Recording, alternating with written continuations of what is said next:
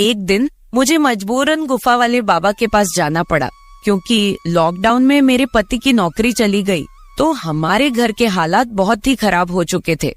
मेरी सहेली ने बताया था कि गुफा वाले बाबा के पास माथा टेकने से हर समस्या का समाधान हो जाता है। फिर एक दिन मैं गुफा वाले बाबा जी के पास चली गई। वो बाबा पूजा के बहाने मुझे अपनी गुफा के अंदर ले गया। वहाँ पर मेरे और बाबा के अलावा कोई नहीं था। कुछ देर बाद बाबा ने गुफा का दरवाजा बंद कर दिया। गुफा के अंदर बहुत अंधेरा था। फिर एकदम से मेरी नजर बाबा के काले रंग के सांप के ऊपर गई। सांप को देखकर मैं घबरा गई और उसे बचने के लिए हाथ पांव चलाने लगी, लेकिन मैं अपने आप को बचा नहीं पाई। फिर बाबा ने भी मेरे अकेले होने का फायदा उठाया और मेरे साथ कुछ ऐसा हुआ कि दोस्तों, मेरा नाम रितिका है और मेरी उम्र 26 साल की है। मैं शादीशुदा औरत हूँ। मेरे परिवार में मेरे पति राहुल और मेरी 2 बेटियां हैं। हमारी अरेंज मैरिज हुई थी। हमारी शादी को 15 साल हो चुके हैं। इसी बीच हमारी 2 बेटियां हुई। बड़ी का नाम हमने बड़े प्यार से रोशनी और छोटी का नाम काजल रखा। मेरे पति एक मिडिल क्लास फैमिली से बिलोंग करते हैं। वो प्राइवेट कंपनी में नौकरी करते थे, मगर कंपनी में लॉकडाउन के दौरान उनकी नौकरी जाती रही। फिर हम पंजाब से दिल्ली शिफ्ट हो गए और काम की तलाश करने लगे। मेरे पति को कोई काम नहीं मिल रहा था। वो कई दफ्तरों में इंटरव्यू देने के लिए जाते रहते, पर फिर भी उन्हें नौकरी नहीं मिल पा रही थी। इसी कारण हमारे घर में आए दिन पैसे को लेकर लड़ाई झगड़े होने शुरू हो गए। अब घर तो पैसों से ही चलता है। आम आदमी की जरूरत कभी खत्म नहीं होती। लिमिटेड पैसा होने की वजह से हम बहुत ज्यादा टेंशन में रहने लगे थे। हम दोनों के बीच अब और भी झगड़े होने लगे थे। मैं बहुत परेशान हो चुकी थी। फिर एक दिन मैं अपनी सहेली को ये सारी बातें बताई तो उसने मुझे बताया कि कोई बाबा है जो गुफा वाला बाबा के नाम से मशहूर है। कहते हैं कि उसके पास जाने से हर कोई समस्या का समाधान हो जाता है। दूर दूर से लोग उसके पास माथा टेकने के लिए आते हैं। उस बाबा को लोगों ने काफी बड़ा दर्जा दिया हुआ है। कहते हैं कि वो बाबा मन की शक्ति प्रदान करता है और लोगों के दुख तकलीफ दूर करता है। मैंने अपने पति को यह सारी बात बताई। मेरे पति इन सब बातों में विश्वास नहीं करते थे। उन्होंने मुझसे कहा, तुझे अगर जानना है तो जाओ, मगर मुझे इन सब के लिए फोर्स मत करना। मैं पहले से ही बहुत परेशान हूँ। मैंने सोचा कि मैं अपने पति को बाबा के पास जाने के लिए ज्यादा फोर्स ना ही करूं तो अच्छा है। अगर उन्होंने मुझे भी जाने से मना कर दिया तो फिर मैंने सोचा कि मैं अकेली ही चली जाती हूँ। मैंने बाबा के पास जाने का विचार बना लिया, क्योंकि मेरे पति ने मुझे जाने के लिए आज्ञा तो दे ही दी थी। हमारे घर के हालात बहुत बिगड़ चुके थे, इसलिए मैंने मजबूरन गुफा वाले बाबा के पास जाने की पूरी तैयारी कर ली। मैं ये सोच रही थी कि शायद उनके पास हमारी परेशानी का उपाय हो। अगले ही दिन में नहा के अच्छी सी साड़ी पहन के बाबा जी के आश्रम में चली गई। बाबा जी दिखने में 45 से 50 साल की उम्र के लग रहे थे। उनके आसपास भक्तजन बैठे थे। उनके दोनों बाजू में 2 लड़कियां करीब 25 की उम्र की सफेद साड़ी में खड़ी थी।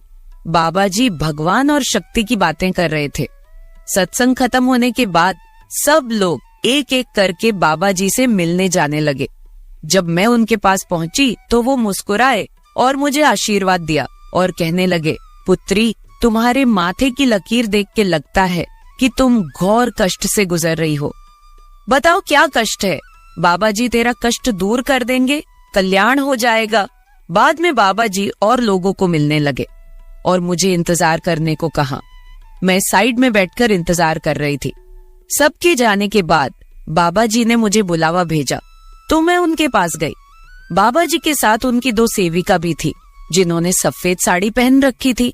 एक शिष्य भी था जिसने धोती पहनी थी। बाबा जी ने मुझे अपने सामने बैठाया और पूजा करने लगे। उनकी सेविका पीछे दिया लेके खड़ी थी। बाबा जी की आंखें बंद थी और वो अपने होंठ हिलाते जा रहे थे, जैसे कि मन में कुछ मंत्र का जाप कर रहे हो। फिर बाबा जी ने आंखें खोली और मुझे गंभीरता से देख के कहा, जिसका डर था वही हुआ पुत्री। तुम्हारी जन्म पत्रिका में दोष है, जिसकी वजह से तुम्हारे परिवार के विकास में बाधा आ रही है। इसके लिए तुझे पूजा करवानी होगी, इसका उपचार करना पड़ेगा। बाबा जी की बात सुन के मैं थोड़ा घबरा गई। मैंने बाबा जी से कहा, बाबा जी मैं बहुत ही मुश्किलों से गुजर रही हूँ, आप कोई भी पूजा कोई भी उपाय बताइए, मैं कोई भी पूजा करवाने के लिए तैयार हूँ। पूजा में जितना खर्चा आएगा आप मुझे बता दीजिए, हम लोग बहुत ही परेशान हैं, इसलिए मैं आपके पास आई हूँ। फिर बाबा जी ने कहा, कल तुम नहा के नए वस्त्र पहन के बिना सिंदूर लगाए और बिना मंगलसूत्र पहने आश्रम में आ जाना, हम कल से पूजा शुरू कर देंगे। ध्यान रहे किसी को भी इस पूजा के बारे में मत बताना, वरना विघ्न पड़ जाएगा। और घर में भी किसी को कुछ भी नहीं बताना कि मैं कहाँ पर जा रही हूँ। शायद मैं बता देती कि मैं कहाँ जा रही हूँ तो अच्छा होता, लेकिन बाबा जी ने कहा था कि पूजा में विघ्न पड़ेगा, इसलिए मैंने किसी को भी नहीं बताया। फिर मैं वहाँ से निकल के अपने घर आ गई। पूरी रात मैं सो नहीं पा रही थी। मैं ये सोच रही थी कि मेरी कुंडली में दोष है, मेरी वजह से पूरे घर पर मुसीबत आई है और अब मैं ही इसे सुधारूंगी भी। अगली सुबह में अपने पति को नाश्ता करा के अपने बच्चों को स्कूल छोड़ने के बाद वापस घर आई। मेरे पति भी नाश्ता करके ऑफिस के लिए निकल चुके थे। मैंने घर का सारा काम खत्म किया और फिर नहाने चली गई। मैं अच्छे से नहा के एक पीले रंग की साड़ी में तैयार हुई और फिर बिना सिंदूर लगाए और बिना मंगलसूत्र के बाबा जी के आश्रम चली गई। आज आश्रम में कोई नहीं था। मैं यह देखकर घबरा गई कि आज आश्रम बिल्कुल खाली क्यों है। मुझे अकेले वहाँ पर डर लगने लगा। मैंने एक शिष्य से पूछा कि आज आश्रम खाली क्यों है, तो उस शिष्य ने मुझे बताया कि गुरुजी के शिष्यों ने सबको कॉल करके बता दिया था कि आज आश्रम में कोई अनोखी पूजा है, जिसके कारण बाबा जी आज किसी से नहीं मिलेंगे। मैं वहाँ पहुँची तो बाबा जी की सेविकाओं ने बताया कि बाबा जी गुफा के अंदर है और वो तुम्हारा ही इंतजार कर रहे हैं। वो मुझे बोल रही थी, तुम बहुत ही भाग्यशाली हो जो तुम्हें बाबा जी के पास गुफा के अंदर जाने का मौका मिला है, क्योंकि बाबा जी गुफा के अंदर हर किसी को नहीं बुलाते। फिर उन्होंने मुझे गुफा के अंदर जाने का रास्ता दिखाया। वो मुझे गुफा के अंदर कमरे में लेके गई।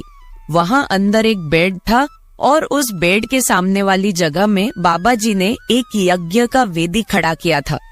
मैंने सोचा कि यही बाबा जी यज्ञ भी करते होंगे और फिर रात में सोते होंगे। मेरी सोच को रोकते हुए उनकी एक शिष्या बोली, तुम बिल्कुल सही जगह आई हो, बाबा जी तुम्हारी हर इच्छा पूरी कर देंगे, उनके पास बहुत बड़ी शक्ति है। तुम बाबा जी के साथ यही बैठो, हम लोग बाहर जाते हैं। तुमने किसी को बताया तो नहीं कि तुम यहाँ आई हो? मैंने नामे सिर हिलाया। बाबा जी ने मुझे बैठने के लिए कहा। मैं और बाबा जी वहीं फर्श पे बैठ गए। बाबा जी मंत्र बोलकर अग्नि में घी डाल रहे थे। वो मंत्रों का उच्चारण करते जा रहे थे। फिर एक सेविका बाहर से दूध का ग्लास लेके अंदर आई। बाबा ने थोड़ा दूध अग्नि में डाला और बाकी दूध को हाथ में पकड़ के कुछ मंत्र बोला और फिर वो दूध मुझे पीने को कहा। बाबा बोले, इसे पी जाओ, लेकिन मुझे डर लग रहा था कि कुछ गलत ना हो जाए, क्योंकि यहाँ पर कोई और नहीं था। मुझे डर लग रहा था, मगर मैंने डरते डरते दूध का ग्लास हाथ में ले लिया और दूध एक ही बार में पूरा पी लिया। दूध पीने के बाद मुझे कुछ अजीब सा लगने लगा। अचानक ही मुझे नशा सा चढ़ने लगा। मेरी आंखों के आगे अंधेरा छाने लगा। मैं बेहोश सी होने लगी। मैं फर्श पे ही गिर पड़ी। मुझे लगा कि मुझे शायद कुछ कमजोरी की वजह से चक्कर आ गए हैं। पहले तो मैं कुछ समझ ही नहीं पा रही थी। कुछ देर बाद मुझे थोड़ा सा होश आया तो मुझे पता चलने लगा कि मेरे साथ क्या क्या हो रहा है, पर मैं उसका विरोध नहीं कर पा रही थी क्योंकि मैं पूरी तरह होश में नहीं थी। मुझे महसूस हो रहा था कि कुछ जने मिलके मुझे उठा रहे हैं और फिर उन्होंने मुझे पलंग पे लेटा दिया। मैं आंखें खोल के सब कुछ देख रही थी मगर कुछ कर नहीं पा रही थी। फिर उस बाबा ने अपने शिष्य को बाहर इंतजार करने के लिए कहा। बाबा ने पूजा शुरू कर दी। मैं बाबा की यह हरकत देखकर हैरान रह गई। मैं सोचने लगी कि यह किस तरह की पूजा है। मेरे पति ने तो कई दिनों से मुझे छुआ तक नहीं था, क्योंकि वो अपनी परेशानियों से घिरा रहता था।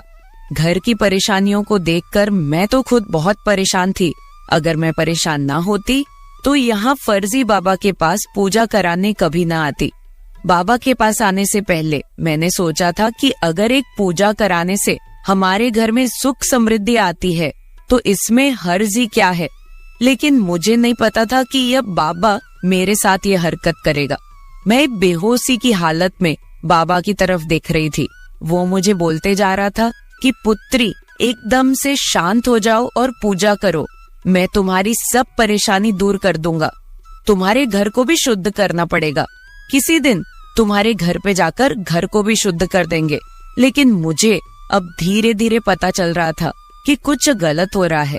फिर बाबा बोल रहा था, कैसा लग रहा है पुत्री, तुम्हारे दिल में जो भी परेशानी है दिल से निकाल दो।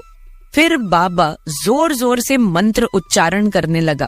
सुबह जब मैं घर से निकली थी तो मैं बहुत खुश थी कि चलो पूजा हो जाएगी तो घर में कुछ बरकत होगी।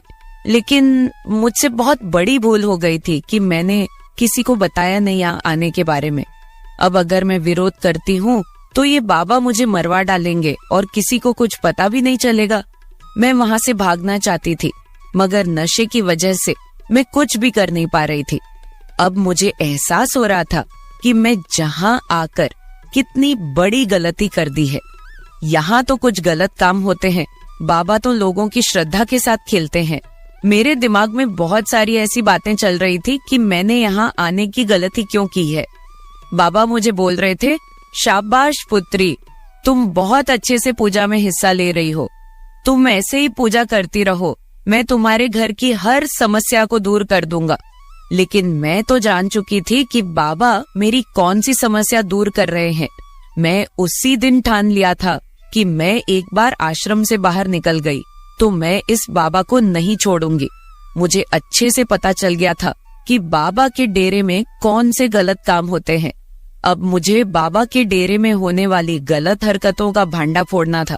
अगर मैंने ऐसा नहीं किया तो ना जाने ये बाबा कितनी और औरतों के शरीर के साथ खेलेगा और पता नहीं कितने और घरों को तबाह करेगा। फिर करीब 2 घंटे के बाद मुझे अच्छे से होश आ गया था। बाबा मुझे बोले, पुत्री, तुम्हारी पूजा संपन्न हो चुकी है, अब तुम घर जा सकती हो। तुम्हारे साथ सब कुछ कल्याण होगा। मैंने बहुत अच्छे से पूजा की है और मंत्रों का उच्चारण किया है। अब तुम्हारे पति की नई नौकरी भी लग जाएगी और तुम खुशी से अपना जीवन व्यतीत करोगी। लेकिन मैंने तो ठान रखी थी कि मैं बाबा का पर्दाफाश करके ही छोड़ूंगी। अगर मैंने ऐसा ना किया तो ये बाबा भोले भाले लोगों को अपने जाल में फंसाए रखेगा और उन्हें लुटता रहेगा। फिर बाबा ने मुझे छोड़ दिया और मैं गुफा से बाहर आ गई। आश्रम से बाहर आने के बाद मैंने बहुत सोच विचार की और मैं सीधा वहां से पुलिस स्टेशन चली गई। पुलिस स्टेशन जाकर मैंने बाबा के खिलाफ कंप्लेंट लिखवाई। बाबा ने जो कुछ भी मेरे साथ किया था मैंने सब कुछ वहां पर बता दिया और पुलिस को साथ लेकर बाबा के आश्रम पहुंच गई। पुलिस ने बाबा को गिरफ्तार कर लिया। आज वो बाबा जेल के अंदर अपने गुनाहों की सजा पूरी कर रहा है। जब मैंने उस बाबा के खिलाफ आवाज उठाई तो बाद में और भी बहुत सारी लड़कियां सामने आई जिनके साथ बाबा ने गलत काम किए थे। घर जाने के बाद मैंने हिम्मत करके वो सारा कुछ अपने पति को बताया जो बाबा ने मेरे साथ किया था। मेरे पति ने मेरी सारी बात समझी और मुझे बोले कि मैं इसी वजह से इन बाबा लोगों पर विश्वास नहीं करता, जे ऊपर से दिखते कुछ और है और अंदर से होते कुछ और है। वो मुझे बोल रहे थे कि अगर मैं तुझे उस बाबा के आश्रम पर जाने से रोकता तो तुम्हारे दिल में भी इन बाबा लोगों के प्रति विश्वास बना रहता और तुम कौन सा मेरे रोकने से रुकने वाली थी। अब मेरे पति की जॉब भी लग गई है। जो मैंने उस बाबा के खिलाफ कंप्लेंट की थी उसमें मेरे पति ने मेरा पूरा साथ दिया और उस बाबा को कोर्ट ने उम्र कैद की सजा दी है। वो जेल के अंदर अपने गुनाहों की सजा भुगत रहा है। मेरे प्यारे दोस्तों, अगर आप ऐसी ही और भी इंटरेस्टिंग कहानियां सुनना चाहते हैं तो चैनल को सब्सक्राइब जरूर कर ले और बिल नोटिफिकेशन ऑन कर ले। कमेंट बॉक्स में बताएं कि आपको मेरी ये स्टोरी कैसे लगी। कल मिलेंगे ऐसी ही एक और वीडियो के साथ। धन्यवाद।